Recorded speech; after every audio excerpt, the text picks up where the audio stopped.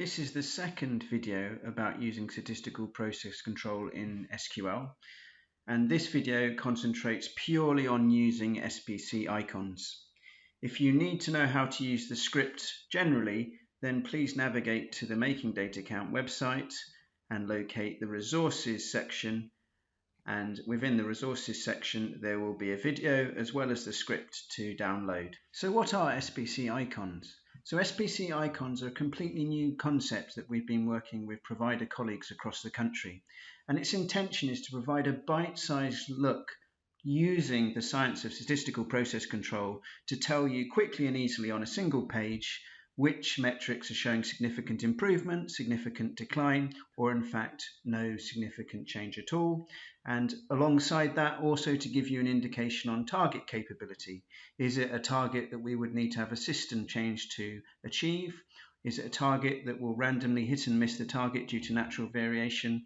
Or can we in fact be completely assured that we will hit the target in future, subject to no significant change in variation? And here's a great example from colleagues at Sussex Partnership, where there's a matrix here which shows the indicators down the page on the left hand side and the areas across the top of the page, and by using this matrix style you can identify where you want to focus your attention.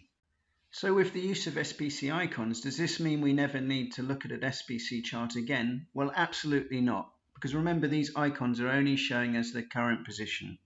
And we learn so much more by looking at the SPC charts, identifying areas of improvement and decline, having a look at the width of the process limits to find about the variability and volatility of the system.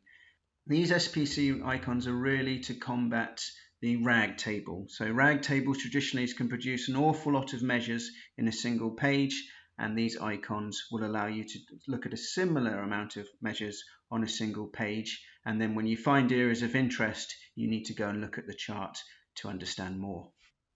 So we have two sets of icons. On the left hand side, icons concerning variation, and on the right hand side, icons concerning assurance or target capability. Now the icons on the left hand side, they're looking at the latest or current data point, and they identify if there's been any significant variation or special cause variation. So it's the grey icon to indicate no significant change, no special cause rules have been broken, and it's the orange icon to indicate that there is special cause variation and it's of a concerning nature or higher pressure in the system. The blue icons similarly indicate special cause variation but of an improving nature or lower pressure.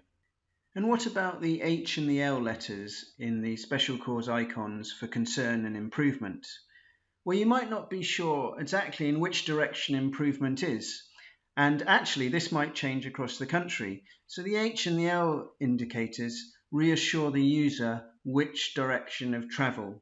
So for instance, say you've got a new service and you actually want to grow the amount of referrals in this service to make it viable. Improvement might be getting more referrals, and hence the H icon would indicate that improvement has been due to higher numbers. But in another service, a service that's heavily under pressure, it might be concerning that an awful lot of referrals have come through. It might increase waiting time. So in that particular one, you'd have a concerning icon, and the H would again reassure the reader that it's due to special cause variation due to higher numbers. Now we're going to have a look at the second group of icons, the assurance icons, and for these icons we're going to show an example for each one. So what about this statistical process control graph with a target line, and it's our aspiration to be greater than 40. Now looking and understanding the variation of this measure, we know that we're not going to be able to hit that target, no matter how close numerically it looks. So in this case, we'd need to redesign the system if we wanted to hit the target, and there is the orange icon that would represent that situation. What about the opposite side of the coin? So in this case, our target is only to be greater than 10, and looking at this statistical process control chart and understanding the variation, we can be assured that we will continue to hit this target in the future, unless of course there's a new case of special cause variation. So in this case, this is a capable system, and we're given the blue icon for that. And of course the answer when we see a chart like this might be to set a more challenging target, or if we don't have the resources to focus everywhere, we might want to focus our resources elsewhere. So what about this final situation where the target line is in between the process limits, and it could be anywhere in between the process limits? Well, this indicates an unreliable system, and there's the icon associated with that. So we will not be reliably hit the target in future. But it doesn't mean that we need a system redesign, because as we can see, occasionally we do meet this target. But what we might want to do is identify some improvement, perhaps by using a PDSA cycle, and then implement this improvement to make it a more capable system. So 3 examples here. These are RTT examples, percentage of patients seen within 18 weeks. So we want as high a figure as possible. So here's gynecology. And what we can see here is no special cause variation, no significant change, but it's a completely capable system. What about cardiology? Well, in this example, it's an unreliable system. Sometimes we hit the target, sometimes we miss the target. But recently, we've seen some strong and significant improvement. And of course, if we were to identify and implement or sustain that improvement, we'd end up with a more capable system. What about plastic surgery here? So this is a slightly more complicated example, but useful to go through. So this is a capable system because under the usual variance of the measure, we would be above the target. However, this isn't usual because we're now in special cause variation for concern. As you can see, we've actually dipped below the target. So although the system is capable, we need to first address, identify, and resolve that concern. So that was the theory behind the icons, which is important to know so that you can test and make sure they're working appropriately, and also to understand the weakness because they are just summary icons and won't give you the full picture that an SPC chart can. But if you have a dashboard full of charts and you want to create a more condensed version, then you can use the icons to do that. So when you run the script, there will be some columns on the far right hand side which you can use to generate those icons.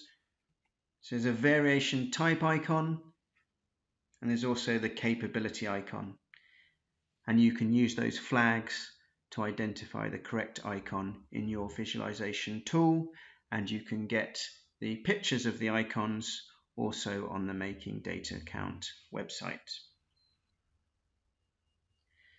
Thanks for listening, and just a reminder of the things to be aware of when using this script. So please don't run it blindly. When you introduce your own data, assure yourself that the SPC chart and the icons are working correctly, and there's some guidance you can go and follow to make sure that's the case. The script does create an XmR chart, and it runs based on all the data provided. So it won't allow you to create a shift or a step change in the data. That's something we are interested in looking at, and that will probably be the next development for this script. And finally, feel free to adapt the script for your own purposes. We're not experts in SQL, we're not a programming team, and many of you out there will have far greater skills than we do. And if you come up with ways to enhance the script locally, then please do so. And if you do have a script that you'd like to share back to us, then we'd be very grateful that we could share with the community.